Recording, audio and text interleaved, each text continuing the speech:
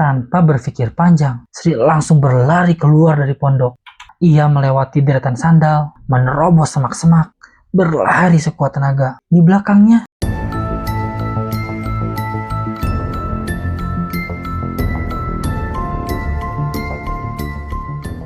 halo guys, terima kasih udah klik video ini dan selamat datang kembali di Ruang Obrolan Malam. Tempat di mana setiap berkas menyimpan cerita yang mungkin terdengar sulit dipercaya, namun berasal dari orang-orang yang mengaku pernah mengalaminya sendiri. Malam ini kita akan membuka berkas nomor 4. Cerita ini dikirim melalui email oleh seorang perempuan yang meminta identitasnya untuk disamarkan. Demi menjaga privasinya, kita akan memanggilnya Jasro Sri. Beberapa nama, lokasi, dan detail tertentu dalam cerita ini juga telah kami ubah atas permintaan narasumber. Namun, sebagaimana yang Sri ceritakan kepada Ruang Obrolan Malam, menurut pengakuannya, semua ini terjadi sekitar 4 tahun yang lalu. Saat itu, ia sama sekali tidak memiliki ketertarikan terhadap hal-hal yang berbau mistis. Ia bukan tipe orang yang mudah percaya akan cerita hantu ataupun mitos yang beredar di masyarakat. Baginya setiap kejadian selalu memiliki penjelasan. Sampai akhirnya, pada suatu malam di tengah perjalanan pulang, ia mencium sebuah aroma melati yang muncul di tempat yang seharusnya tidak memiliki bunga apapun. Awalnya Sri mengira itu hanyalah wangi bunga liar yang terbawa oleh angin malam. Namun semakin jauh ia berjalan, aroma itu justru semakin kuat, seolah-olah ada sesuatu yang sengaja menuntunnya ke sebuah tempat yang seharusnya tidak pernah ia datangi. Dalam email yang ia kirimkan kepada kami, Jasro Sri pun menulis, "Halo Kak Lutfi, nama saya tolong disamarkan ya menjadi Jasro Sri. Jujur saya masih ragu untuk mengirimkan cerita ini, karena sampai sekarang saya sendiri belum bisa menjelaskan apa yang sebenarnya saya alami malam itu. Bahkan beberapa teman yang saya ceritakan menganggap saya hanya berhalusinasi dan berlebihan. Mungkin karena kelelahan," katanya. "Tapi setiap kali mencium aroma melati di malam hari, ingatan saya selalu kembali ke tempat itu. Tempat yang sejak malam itu saya bersumpah tidak akan pernah saya datangi lagi."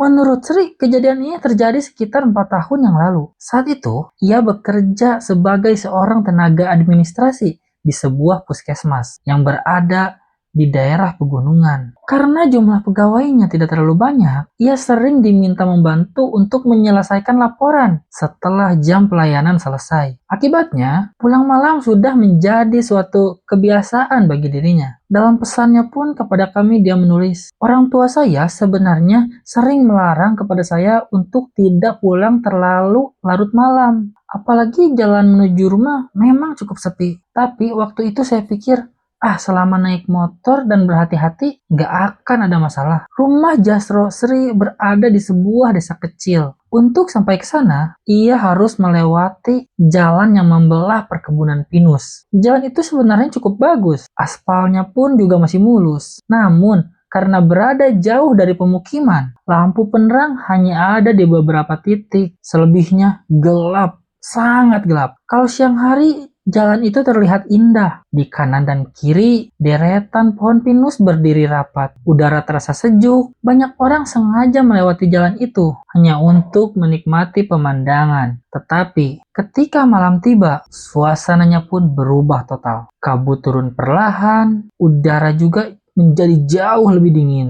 Dan hampir tidak pernah ada kendaraan yang melintas. Malam itu, Sri baru meninggalkan puskesmas sekitar 10:30 menit. Ia mengenakan jas hujan tipis, bukan karena hujan sedang turun, melainkan karena udara di pegunungan terasa cukup menusuk. Perjalanan pulang berjalan normal. Tidak ada hal yang membuatnya curiga. Beberapa kendaraan masih sesekali berpapasan. Namun semakin jauh ia meninggalkan pusat keramaian, jalan mulai benar-benar sepi. Dalam emailnya, Jasro Sri menulis, "Saya sempat lihat jam. Waktu itu sekitar jam 11 kurang sedikit. Saya ingat karena saya berharap bisa cepat sampai rumah sebelum ibu menelpon. Angin malam bertiup cukup kencang. Kabut mulai turun. Sorot lampu motor hanya mampu menerangi beberapa meter ke depan. Sesekali terdengar suara ranting pohon bergesekan tertiup angin. Namun, sekitar 15 menit kemudian, motor yang dikendarainya mulai terasa aneh. Tarikannya mendadak berat, mesinnya pun juga seperti kehilangan tenaga. Sri sempat menurunkan gigi, berharap motornya kembali normal. Tetapi,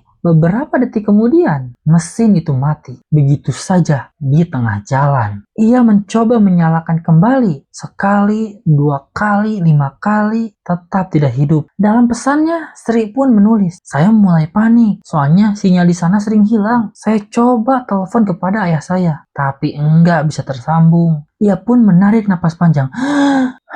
Lalu menepi sambil mendorong motornya. Saat itu, ia berpikir mungkin motornya hanya terlalu panas. Karena itu, ia memutuskan duduk sebentar di pinggir jalan. Suasana malamnya benar-benar sunyi, tidak ada kendaraan, tidak ada suara orang, hanya suara angin yang melewati pohon pinus. Beberapa menit pun berlalu, Sri pun mencoba kembali untuk menghidupkan motornya, tetapi tetap gagal. Ia mulai melihat ke arah kanan dan kiri, berharap ada rumah warga atau setidaknya ada orang yang melintas. Tetapi jalan itu benar-benar kosong. Dalam emailnya, ia menulis, "Yang saya takutkan justru bukan rasa takutnya, tapi rasa sepi yang aneh. Rasanya seperti saya sedang sendirian di tempat yang luas." Lalu, tepat ketika ia hendak kembali mencoba menghubungi keluarganya, ia mencium sesuatu. Pelan, sangat pelan. Aroma melati. Awalnya wangi itu sangat samar, seperti ada bunga melati yang sedang mekar dari kejauhan. Sri pun spontan langsung melihat ke sekeliling.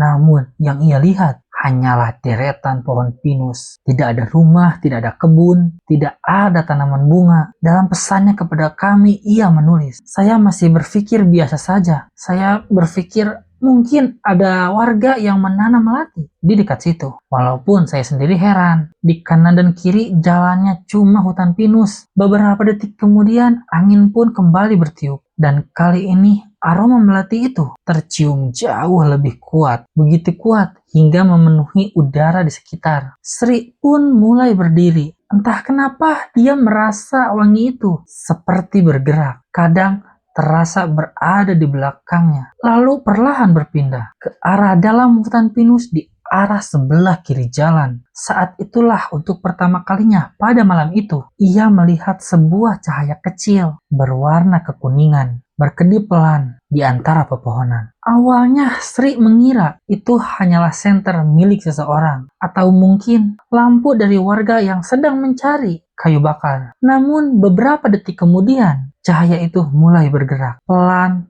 seolah-olah sedang dibawa oleh seseorang yang sedang memasuki hutan. Dan bersamaan dengan itu, aroma melati menjadi jauh semakin kuat. Dalam emailnya, Sri melanjutkan ceritanya. "Saya sendiri cukup lama di pinggir jalan. Jujur, pada saat itu saya belum merasa takut. Saya justru penasaran. Karena cahaya itu terlihat seperti lampu minyak yang dibawa oleh seseorang." Sri memperhatikan cahaya itu. Pelan, tidak terlalu terang. Warnanya kekuningan, sesekali tertutup oleh batang-batang pohon pinus. Lalu muncul lagi, seolah sengaja memperlihatkan keberadaannya. Dalam pikirannya saat itu, mungkin ada warga yang tinggal di dalam hutan. Atau mungkin memang pasti ada seseorang yang sedang mencari kayu bakar. Kalau memang benar begitu, setidaknya ia mungkin bisa meminta bantuan. Ia kembali mencoba menyalakan motornya. Namun hasilnya tetap sama. Mesin motor itu tetap tidak mau hidup. Dalam pesannya kepada kami, ia menulis, "Saya sempat kesal sendiri. Biasanya motor saya ini enggak pernah rewel. Baru malam itu mendadak mati total. Beberapa menit berlalu, tidak ada suara manusia.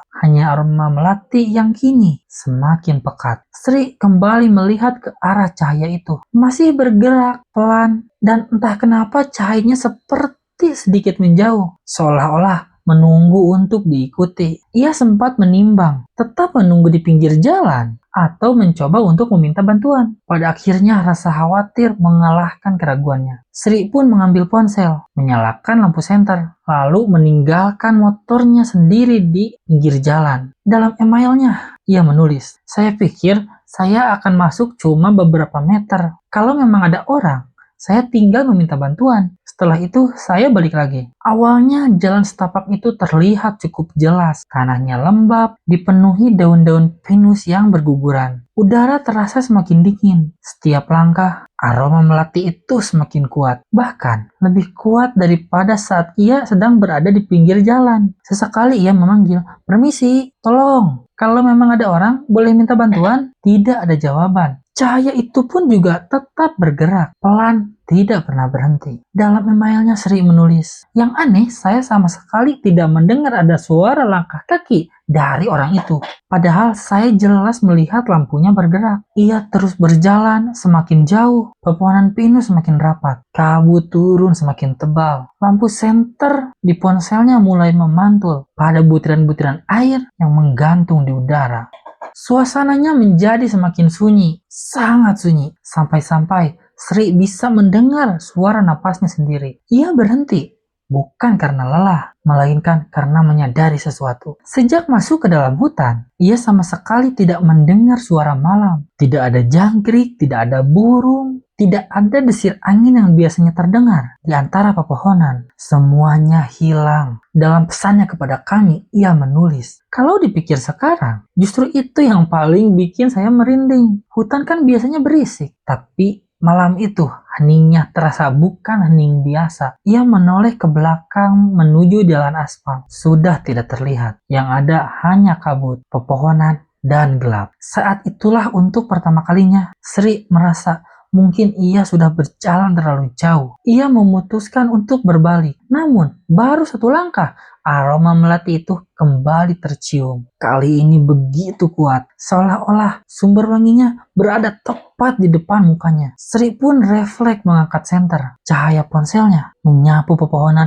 ke kanan dan ke kiri. Di antara dua batang pinus berdiri seorang perempuan. Tubuhnya ramping, rambutnya panjang, mengenakan kebaya putih yang tampak lusuh. Di tangan kanannya tergantung sebuah lampu minyak kecil. Wajahnya juga tertunduk, tidak bergerak. Dalam emailnya, Sri menulis, "Saya langsung lega. Dalam hati saya pikir, akhirnya ketemu juga orangnya." Ia memberanikan diri, berkata, "Maaf Bu, motor saya mogok di pinggir jalan." Perempuan itu tidak menjawab, tidak mengangguk, tidak menggeleng. Ia hanya perlahan membalikkan badan, lalu kembali berjalan lebih dalam lagi ke dalam hutan. Sri sempat kebingungan, namun ia mengira mungkin perempuan itu sedang mengajaknya menuju ke dalam rumahnya. Karena itulah ia kembali mengikuti. Dalam emailnya ia menulis, "Saya sama sekali nggak curiga. Saya pikir mungkin rumahnya memang berada di dalam hutan." Sekitar 5 menit kemudian, pepohonan mulai berkurang. Di depan sana, Sri melihat sebuah tanah lapang.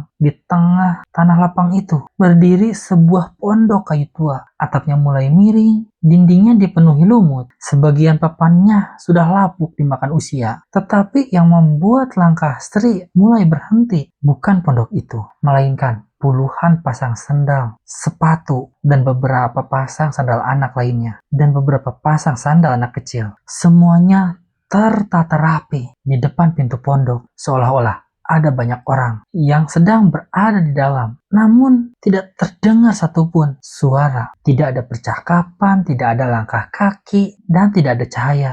Hanya aroma melati yang kini terasa jauh lebih menyengat. Dan perempuan yang sejak tadi dia ikuti perlahan berhenti tepat di depan pintu pondok itu. Dalam emailnya ia menulis, "Jujur, waktu melihat puluhan sandal itu, saya langsung berpikir kalau pondok itu sedang dipakai berkumpul warga. Saya bahkan sempat merasa lega karena akhirnya ada orang yang bisa dimintai bantuan." Satu langkah, dua langkah, semakin dekat. Aroma melati itu justru semakin menyebar. Sampai-sampai Sri pun merasa sedikit sesak. Perempuan yang sejak tadi dia ikuti masih berdiri di belakang dirinya. Lampu minyak yang dibawa olehnya perlahan bergerak tertiup oleh angin. Namun anehnya, api lampu itu sama sekali tidak bergerak. Padahal angin malam terasa cukup kencang.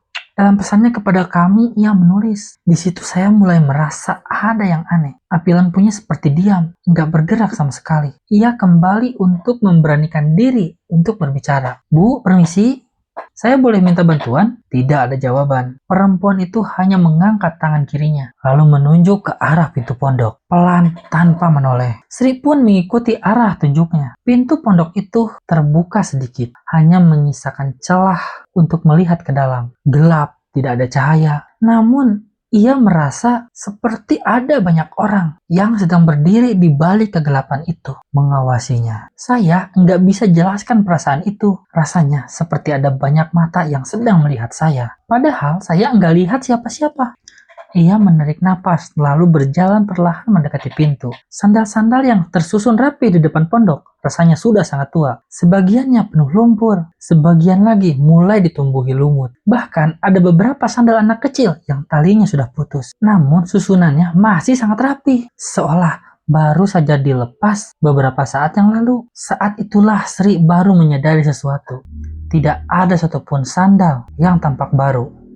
Semuanya terlihat seperti sudah berusia sangat lama. Bulu kuduknya pun mulai berdiri. Tangannya perlahan gemetar. Tetapi rasa penasaran masih mengalahkan rasa takutnya. Ia pun akhirnya berdiri tepat di depan pintu. Lalu perlahan mendorongnya. Krek! Suara kayu tua memecahkan dengan malam. Suara di dalam pondok kosong. Tidak ada kursi, tidak ada meja, tidak ada tikar. Tidak ada tanda-tanda bahwa tempat itu pernah dihuni. Hanya lantai kayu yang dipenuhi debu. Dan di bagian tengah ruangannya ada sebuah meja kecil, di mana di atas meja itu terdapat sebuah mangkuk yang terbuat dari tanah liat, berisi bunga melati, masih segar, masih sangat putih, seperti baru saja dipetik. Padahal seluruh pondok seperti telah sejak lama ditinggalkan. Dalam emailnya Sri menulis, saya langsung bingung dari mana bunga itu berasal. Di sekitar pondok sama sekali enggak ada pohon melati. Ia pun mengarahkan cahaya senter ke seluruh ruangan. Saat cahaya menyapu dinding belakang, nafasnya langsung tertahan. Di sana tergantung puluhan foto. Foto laki-laki, foto perempuan, foto anak-anak. Semuanya sudah menguning dimakan usia. Namun ada satu kesamaan. Semua orang dalam foto itu tersenyum ke arah kamera. Dan di bawah setiap foto tertulis sebuah nama beserta tanggal yang beragam. Tanggal pertama adalah tanggal lahir, sedangkan tanggal kedua adalah tanggal mereka dinyatakan hilang. Dalam pesannya kepada kami, Sri menulis, saya masih ingat jelas. Jumlah fotonya banyak sekali, mungkin lebih dari 30 foto. Saya langsung merinding,